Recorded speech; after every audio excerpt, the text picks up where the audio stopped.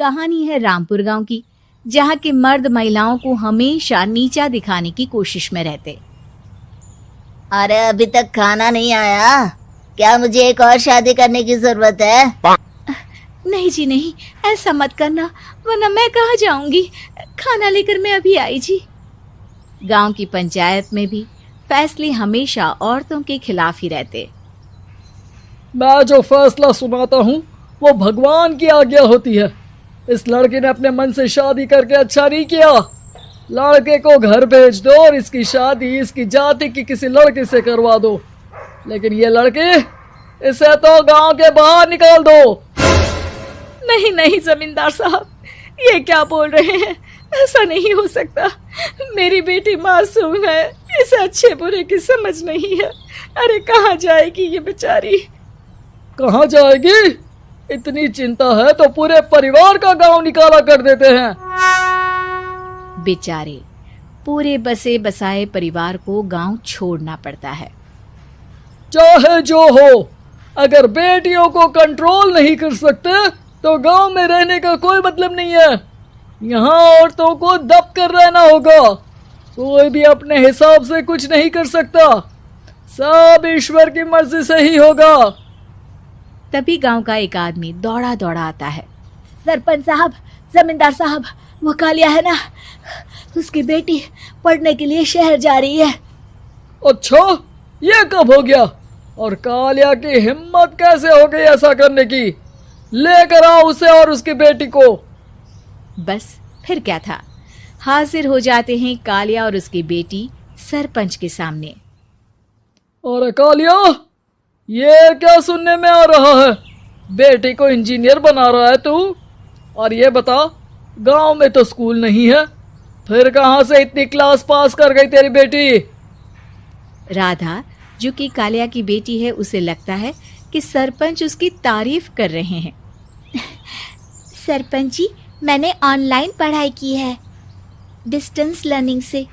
सभी में मैंने अच्छे नंबर पाए हैं, जिसे देखते हुए शहर की इंजीनियरिंग कॉलेज में मुझे स्कॉलरशिप मिली है।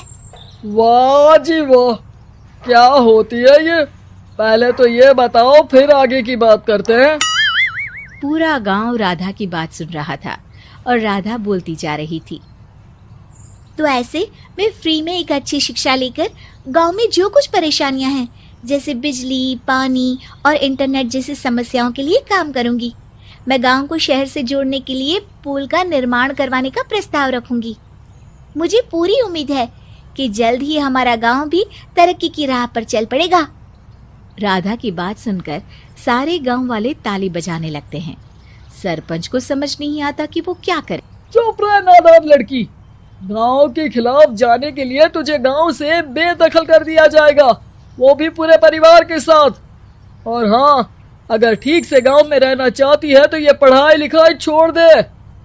हम तेरे लिए गांव का कोई होनहार लड़का देखेंगे। तभी गांव का एक आदमी बोल पड़ता है। अरे नहीं नहीं सरपंच जी, राधा बिटिया जो बता रही है, अगर वैसा हो जाए तो हम लोगों को पैसा कमाने के लिए बाहर नहीं जाना पड़ेगा।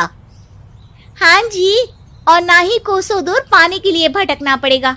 हमारे बच्चे भी अच्छी पढ़ाई कर सकेंगे और आगे बढ़ेंगे, ना कि हमारी तरह खेती करते बैठेंगे। क्यों गांव वालों, राधा बिटिया का साथ देना चाहिए ना। सरपंच देखता है कि गांव राधा के साथ है तो वो चुप हो जाता है। वो घर आकर अपने सलाहकार से बात करता है, जो बहुत ही चालाक किस्म का इंसान होता है। अरे सरपंच साहब, आपको बहुत ही होशियारी से काम लेना पड़ेगा। एक बार गांव तरक्की कर गया, यहाँ के बालक पढ़ लिए तो कोई ना पूछेगा आपको। और फिर ये जो बेटा और बेटी है ना आपके, इनको भी आम लोगों की तरह ही जीवन जीना होगा। हाँ, लेकिन करे तो क्या करे?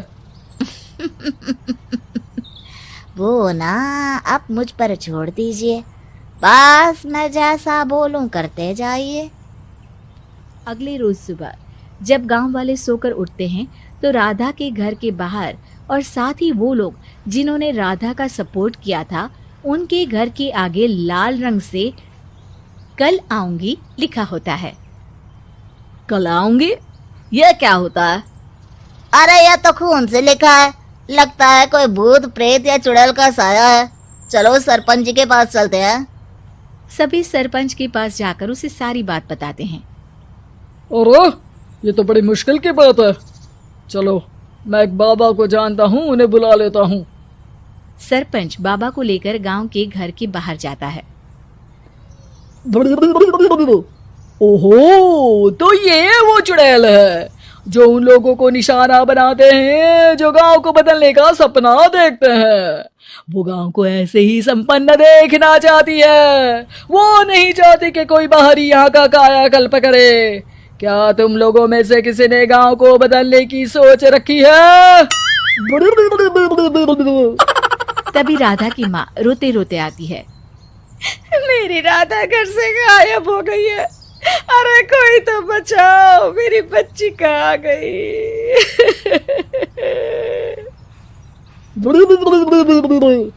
ले गई वो चुड़ैल, तेरी बच्ची को ले गई।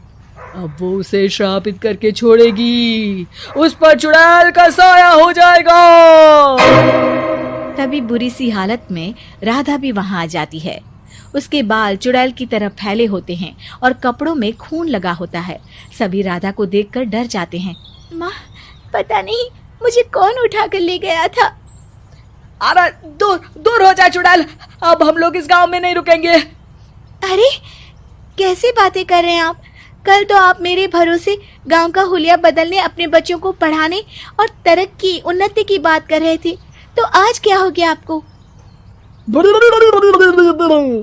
ये फिर तुम लोगों को बहकाएगी। ये चुड़ैल गांव में आ चुकी है, ऐसे ही ये तुम्हारे घर के बच्चों को भी ले जाएगी। गांव वाले राधा को गांव से बाहर निकाल देते हैं। उसके माँ बाप रोते रहते हैं, लेकिन गांव वाले नहीं मानते। मैं भी अपनी बहन के साथ गांव के बाहर रहूंगा, लेकिन वो पढ़ाई नहीं छोड़ेगी। वहीं सरपंच के घर पर सलाहकार कहता है। देखा, सांप भी मर गया और लाठी भी नहीं टूटी। लेकिन अगले ही दिन सरपंच के घर के बाहर भी वही शब्द लिखे होते हैं और फिर सरपंच की बीवी कहती है, हमारी बेटी को किसी ने अगवा कर लिया है। तभी राधा का भाई वहां आ जाता है। अरे गांव वालों, मैंने सरपंच जी की बेटी को देखा था। वो चुड़ैल उसे उठाकर ले जा रही थी। अरे क्या मजाक कर रहे हो? नहीं नहीं सरपंच जी, आप नहीं जानते। वो चुड़ैल अब आपकी बेटी में आ जाएगी, जैसे राधा के अंदर आ गई थी। तभी सरपंच की बेटी वैसी ही हालत में वहां आती है जैसे राधा आई थी। पापा, पता नहीं कैसे मैं गायब हो गई थी। चुड़ैल, इसके अंदर भी चुड़ैल का साया है, मारो इसे। अरे नहीं नहीं, इसे भी राधा के पास गांव के बाहर ही भेज दो। अरे चुप रहो, मेरी बेटी कहीं नहीं जाएगी और चुड़ैल बुड़ैल कुछ नहीं होता है। अरे कैसे बात कर रहे हो सरपंच जी? आप तो बोल रहे थे कि आपका फैसला भगवान का ज्ञान होता है, तो अपने पर बात आई तो अब आप ऐसे बोल रहे हैं। अरे ना ना ना, आपको अपनी बेटी को त्यागना ही होगा। अरे बुलाओ बाबा को। राधा का भाई बाबा को ले आता है, जिसे अब गांव वालों के डर के कारण सच बोलना पड़ता है। मैं कोई बाबा नहीं हूँ, मैं तो मोची था। ये सलाहकार महोदय ने मुझे कहा था एक्टिंग करने को। अब वो मुझे पैसे देने वाले हैं। अब मुझे माफ कर दो। गलती हो गई, मुझे माफ कर दो। तभी वहां राधा आ जाती है। देखा सरपंच जी, जब गांव के बच्चे साक्षर होंगे तो आप जैसे लोगों की चालाकी नहीं चलेगी। गरीब की बारिश। शहर की कच्ची बस्ती में एक गरीब मजदूर कालू रहा करता था। कालू के घर में उसकी पत्नी जानकी थी। जानकी लोगों के घरों में झाड़ू पोछा करके कुछ पैसे कमा लेती थी और वहीं कालू किसी तरह मेहनत मजदूरी करके 2 वक्त की रोटी का जुगाड़ कर लेता था। कुछ दिनों से हो रही बारिश के कारण कालू की मजदूरी बंद हो गई थी अरे जानकी, इस बार तो बरसात ने हद ही कर दी, रुकने का नाम ही नहीं ले रही। कुछ समझ में नहीं आ रहा, अगर इसी तरह काम पर नहीं गया तो 2 वक्त की रोटी का जुगाड़ कैसे होगा। अरे तुम चिंता क्यों करते हो, बारिश का क्या है, 1 आध दिन में रुक जाएगी और उसके बाद में फिर से काम शुरू हो जाएगा। अरे 3 दिन तो हो गए, बरसात तो रुक ही नहीं रही है और आगे भी रुकने के कोई आसार नहीं दिख रहे। तो क्या हुआ, तुम्हारा काम बंद हुआ है ना? मैं तो अभी भी लोगों के घर झाड़ू पोछा करने जाती ही हूँ। मेरे पगार से कुछ दिन तो निकल ही जाएंगे।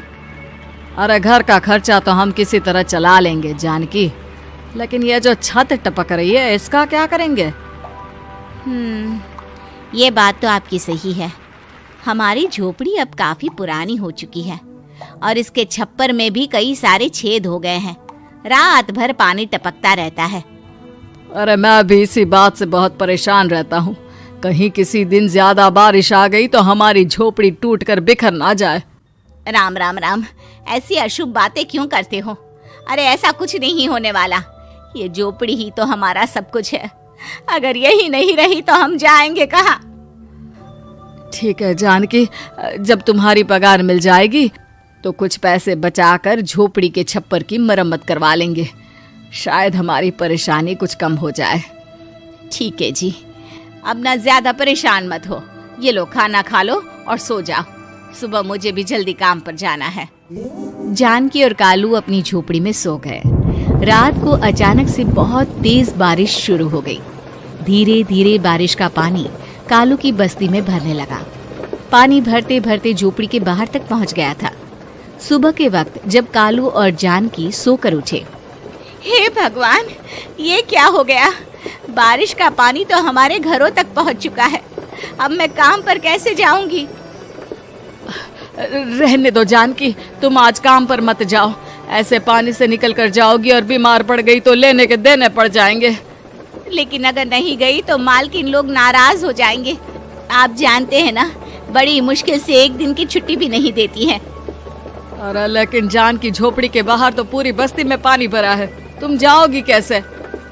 जानकी जैसे तैसे करके काम पर चली जाती है, लेकिन अगले दिन फिर से बहुत ज्यादा बारिश होती है और बस्ती में ज्यादा पानी भर जाता है। आज तो मैं तुम्हें किसी भी तरह काम पर नहीं जाने दूंगा। अरे अगर तुम्हें कुछ हो गया तो क्या होगा? ठीक है, तुम ठीक ही कहते हो, आज नहीं जाती। अगर मालकिन नाराज हो गई तो मना लूंगी किसी तरह। अरे मनाने वाली क्या बात है, जब तुम बताओगी कि हमारी झोपड़ी में पानी भर गया है तो वो खुद ही समझ जाएंगे ना। अगले 2 दिन तक तेज बारिश होने की वजह से जानकी, कालू और आसपास की बस्ती में रहने वाले सभी लोगों के घरों में पानी भर जाता है, जिसकी वजह से जानकी काम पर नहीं जा पाती। और 3 दिन के बाद जैसे ही जानकी काम पर पहुंचती है, कहाँ थी तुम? पिछले 3 दिनों से काम पर क्यों नहीं आई? मेम साहब क्या बताऊं, इतनी ज्यादा बारिश हो रही थी, हमारी पूरी बस्ती में पानी भर गया है और उससे भी ज्यादा तो मेरी झोपड़ी के अंदर पानी भर गया। आप ही बताइए कैसे आती मैं? इसका मतलब ये हुआ कि बारिश होगी तो तुम काम पर नहीं आओगी? ना ना, मेरे कहने का ये मतलब नहीं था मेम साहब। तुम जानती भी हो 3 दिन से कितनी परेशानी हो रही है मुझे। सारा काम मुझे खुद करना पड़ा। माफ कर दीजिए मालकिन जी, पर मैं क्या करती, आने के लिए रास्ता ही नहीं था, सब जगह पानी भरा हुआ था।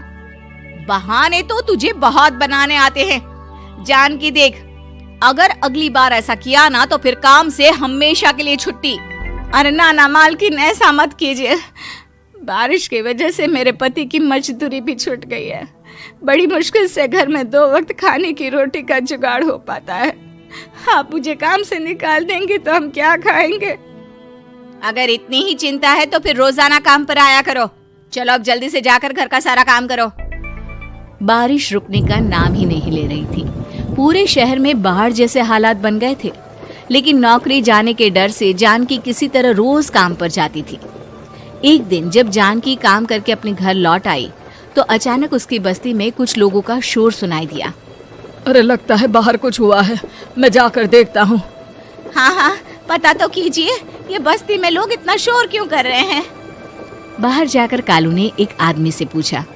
अरे क्या हुआ भाई, इतना शोर क्यों मचा रहा है? अरे क्या बताए भैया, अपनी बस्ती के बाहर एक पुल टूट गया है और वहाँ पर एक कार फंसी है। थोड़ी देर में अगर किसी ने नहीं बचाया ना तो वो कार पानी में बह जाएगी। ये क्या कह रहे हो भैया? कार के अंदर कोई है क्या? हाँ, कोई औरत बैठी है, अकेली है, बहुत रो रही है बेचारी, मदद के लिए बुला रही है। अरे तो हमें जाकर उनकी मदद करनी चाहिए ना। अरे लेकिन इसमें बहुत खतरा है, हमें अपने आप को बचाना चाहिए। पानी कभी भी हमारी बस्ती की तरफ आ सकता है।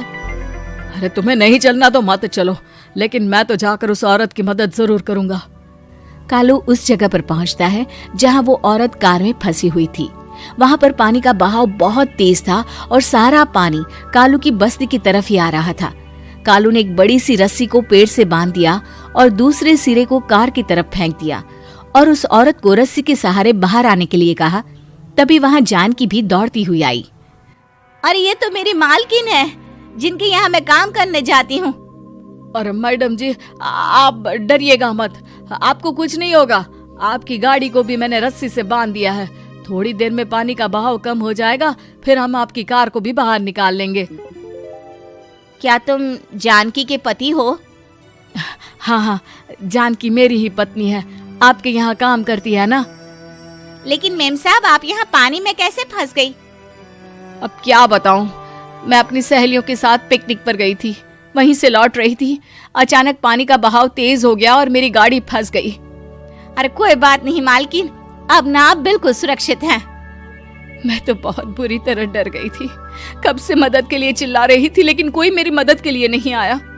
भला हो तुम्हारा पति का जिसने मेरी जान बचा ली।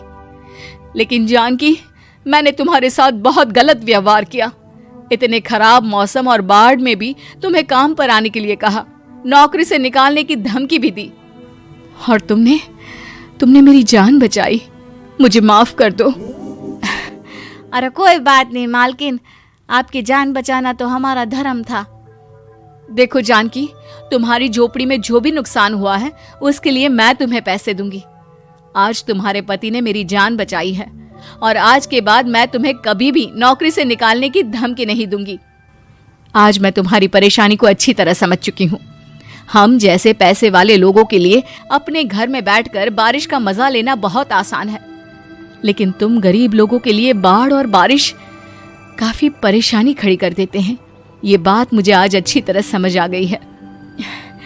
आपका बहुत बहुत धन्यवाद मालकिन।